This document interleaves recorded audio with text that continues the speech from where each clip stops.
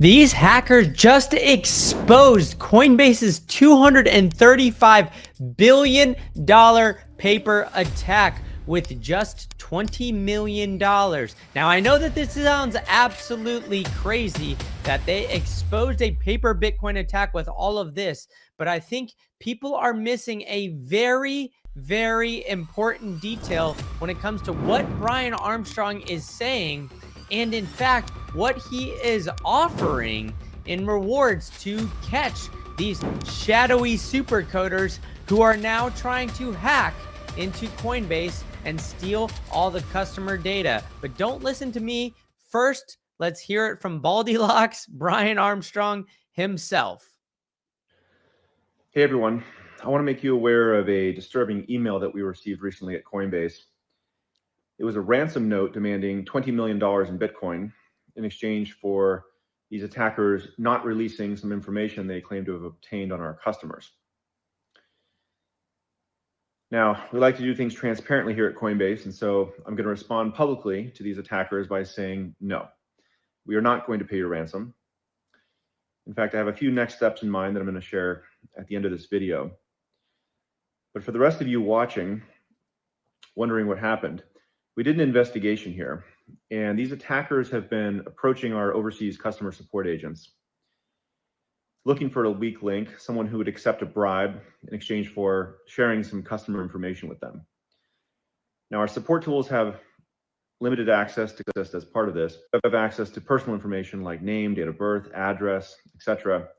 And attackers still want access to this information because it allows them to conduct social engineering attacks where they can call our customers, impersonating Coinbase customer support, and try to trick them into sending their funds to the attacker. Now, unfortunately, they were able to find a few bad apples. Our systems are designed to mitigate the impact of something like this, so less than 1% of our monthly transacting users had their records accessed, but this is still unacceptable, and I want to tell you what we're doing about it. So first, any customers that were socially engineered as a result of this incident, we're going to reimburse them. So first they're looking at, okay, you know what, only 1% of our volume. But in that, Brian Armstrong also said, hey, none of our private keys were accessed. None of that. It's just strictly customer information. So they could just attack their social engineering aspects in order to steal based on the people, right? Coinbase's private keys were all locked away. Nobody has access to that. Allegedly with all that, right? And it's only 1% of the total buying aspect, right? All the other top 99% of buyers are all of a sudden perfectly okay. Now, it's interesting that he's claiming all of these things, and I find it very hard to believe that during all of this, when the social engineering scams have started, that they've been able to come up with all of this information this quickly. But we're going to keep listening to Baldylocks here to see what he's also saying. There's more details on our website, on our blog post about the reimbursement process. You can read more there. Any customers who have been impacted by this or have been notified at this point. Number two, we're hardening our systems around customer support to make something like this much more difficult in the future. And third, we're actually relocating some of our customer support operations as a result of this. But the last step is maybe the most important, which is that instead of paying this $20 million ransom, we're turning it around. And we're putting out a $20 million award for any information leading to the arrest and conviction of these attackers. So now they're saying, hey, not only is it limited to only 1%, but they're offering the $20 million that they could have paid to these hackers to find the hackers. Now, it sounds like an extremely hefty reward now to be paying off on this. So I did a little bit of digging, right? Because that's why you guys come to the Green Candle, right? The live streams here, not only for the free sats that I'm going to give you guys later. So you got to stick around for that, but also for this in-depth research. So I found this on Yahoo Finance of Coinbase's cash equivalents. So right now they have about $9.5 trillion worth of of just cash sitting on their balance sheet at that time, right? So with that, you get the 9,000 or 9,518. 500. Excuse me, 9,548 times that by 1,000. And then you get the percentage of $20 million to figure out how much of a percentage of this cash equivalence it is. It comes to about, coincidentally, 0.21%. Now, these things all seem to be lining up just a little bit too coincidentally to hit that 21 mark about Bitcoin. But, with that, we're seeing now Coinbase up the ante. They're saying, hey, this estimated attack is actually worth way, way more than we initially let on. It's estimated to be $180 to $400 million worth of losses in remediation costs and reimbursement following today's cyber attack. So it is significantly more than what Coinbase is leading on. They're saying, hey, you know what? It's really not that bad. Don't worry. Just trust me, bro. As Brian Armstrong, Baldilocks, has said so many times in the past, hey, we're not going to worry about this. It's, neither here nor there. It's not something that we are putting a lot of weight into. But then you take a look at the overall loss and you're like, wait a minute. This is literally 20 times the amount that they were offering to be paid out by these cyber hackers, right? So, okay, we'll pay you 20 times less than what these remittances are, which makes me to believe that there's a deeper problem underneath the hood. And for those of you guys that come to the live streams, you always know that I love to sing the skyrockets in flight, but you also know I love to point out this article here with Coinbase on the rumors that have been circulating since September 25th, 2024, saying that it is issuing paper Bitcoin to BlackRock and other BTFs. Is it? It says absolutely not. But that hasn't stopped the loudest critics from continuing to push that narrative, right? So watch what they do, not what they say. And Coinbase, they've had this rumor circulating around, and it wasn't like this was a giant attack. It was just more of an attack on reputation. And then Brian Armstrong came and replied to this based on reputational effects, saying, not sure this is all about. To be honest, all ETF mints and burns we process are ultimately settled on chain. Well, not all of those wallets and addresses are published, so it should be something that we should be at least very, very skeptical of, because why would you even be addressing this rumors, and how big of a potential attack could this be, right? We should go through and just look, because, as this states, 9 out of the 13 Coinbase or Bitcoin ETFs are custodied with Coinbase. And that accounts for 90% of all Bitcoin ETFs in the United States, all held by one man, Brian Armstrong. So it leaves a huge, huge area for a potential attack. And this isn't the first time we've seen a Coinbase attack happen where customer data has been leaked. There's been either cyber attacks or something else. And we'll get into some of those examples that have happened in the past here in a minute. But 90% of all Bitcoin ETFs are now there, right?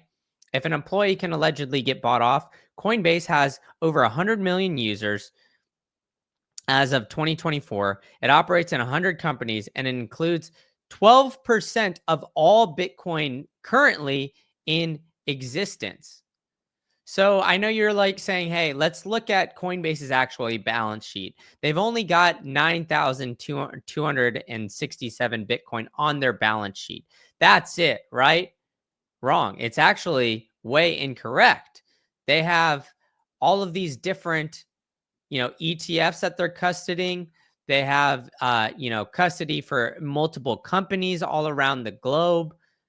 And they're actually one of the more, quote, trusted custodians here, right? So even though they only have, this 9,000 on their balance sheet, they've got a whole lot more under custody that could lead to the potential of hacks. If they're getting hacked already right now with, their biggest moneymaker, which is just having, Coinbase having their customers on there, their number one reputational effect, having all these customers, right? Shouldn't they have that security all buttoned up? Wouldn't you think that that would be the top priority here?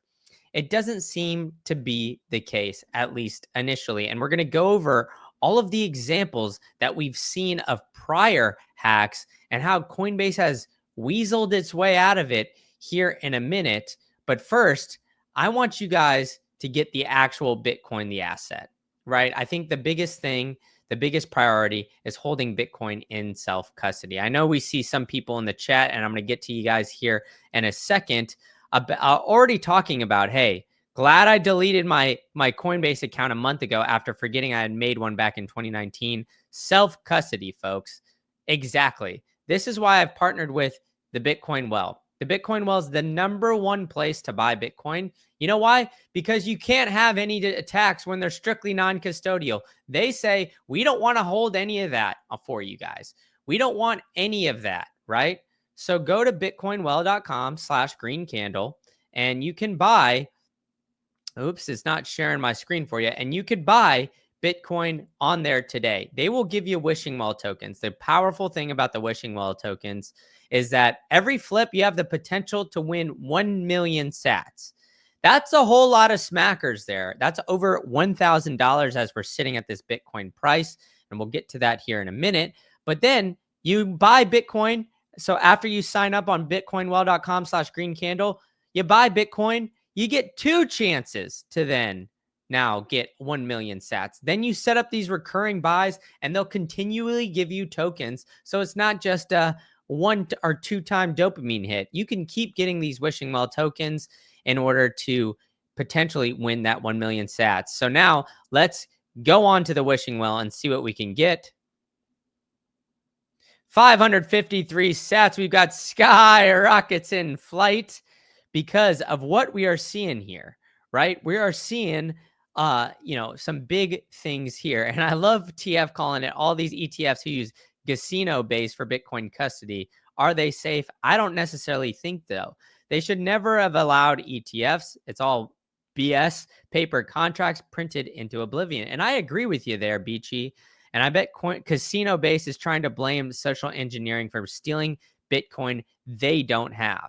I couldn't agree with you more. And that's why, like I said previously, I'm partnering with Bitcoin Well, right? It's the Casino Base is setting it up perfectly for these guys. So go there, bitcoinwell.com/green-candle. You could sign up.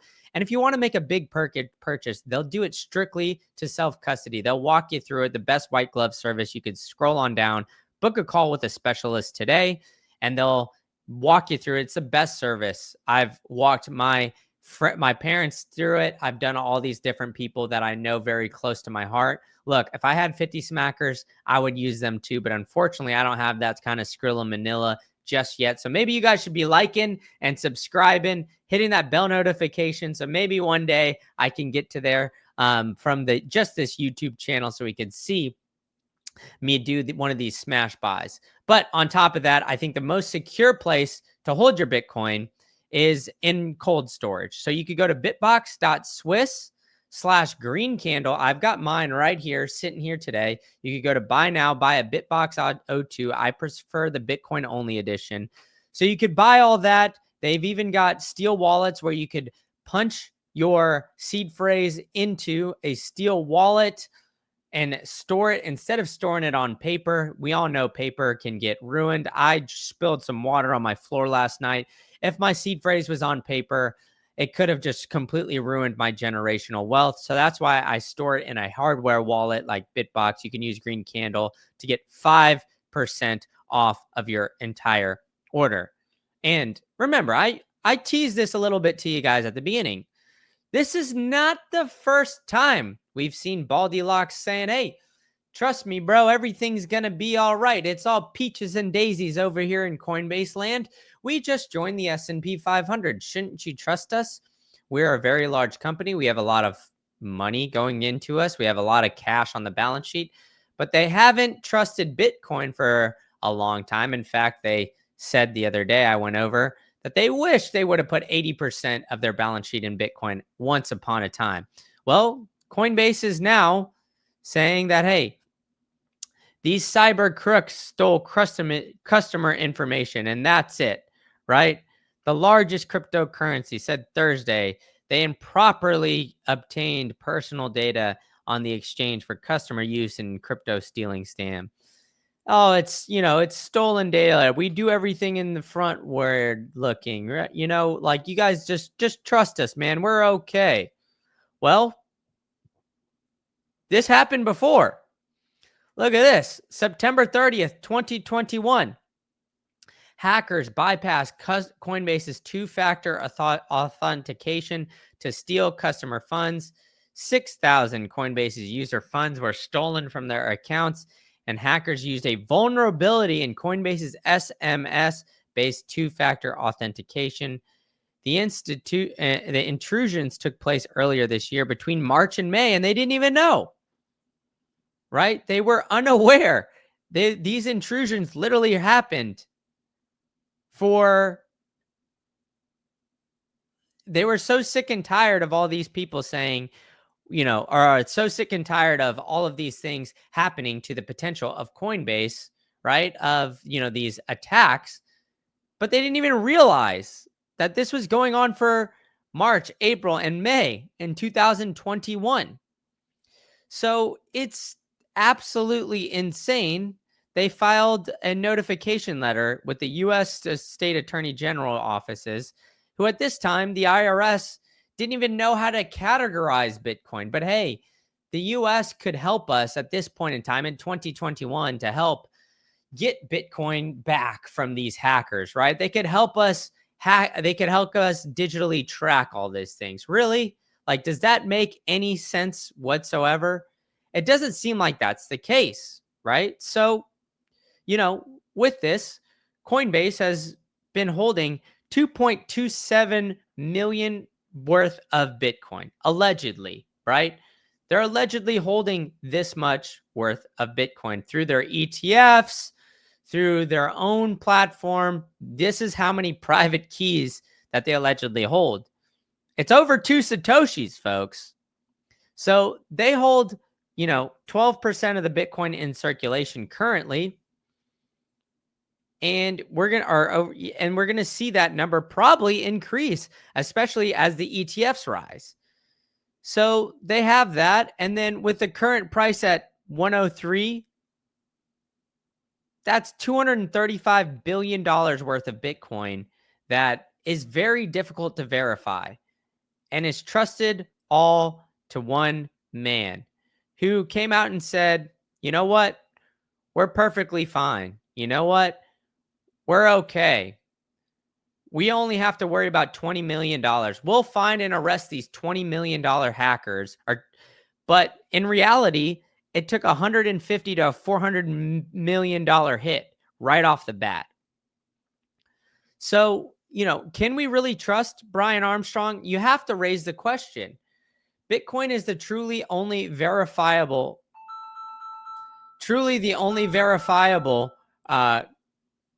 company that you can really see in this.